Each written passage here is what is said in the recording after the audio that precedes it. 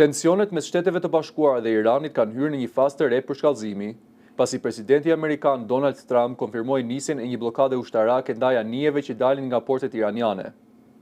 Vendimi vjen me njëherë pas dështimit të bisedimeve të zhvilluara gjatë fundjavës në Islamabad, të cilat synonin arritjen e një marrëveshjeje për t'i dhënë fund konfliktit.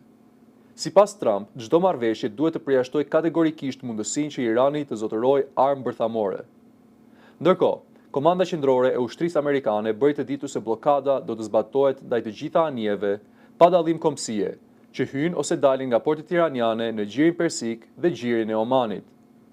Nga ana tjetër, Irani reagoi ashpër, duke e cilësuar këtë veprim si pirateri dhe paralajmëroi kundërpërgjigje ndaj porteve të vendeve shqinje në rajon.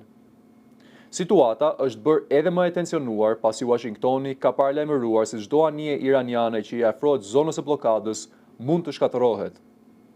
Ndërkohë, aleatët e NATO-s, përfshirë Britaninë dhe Francën, kanë deklaruar se nuk do të përfshihen në këtë bllokadë. Në vend të kësaj, liderët evropian pritet të mbajnë një samit për të garantuar lirinë e lundrimit në ngushticën e Hormuzit. Analistët paralajmërojnë se kjo situatë mund të çojë në rritje të mëtejshme të çmimeve të energjisë në tregjet globale. Edhe pse javën e kaluar ishte arritur një arpushim 2 javor mes palëve, negociatat nuk arritën të prodhojnë një marrëveshje përfundimtare. Përpjekjet diplomatike vijojnë, ndërsa rreziku i përshkallëzimit mbetet i lartë.